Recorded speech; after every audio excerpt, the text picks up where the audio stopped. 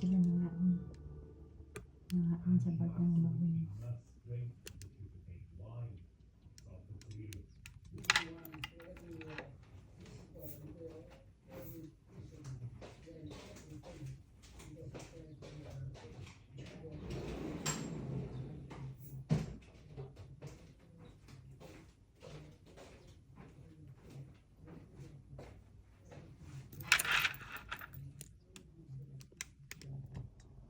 Ngaon sila.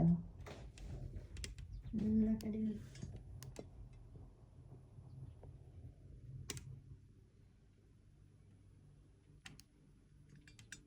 Help yourself.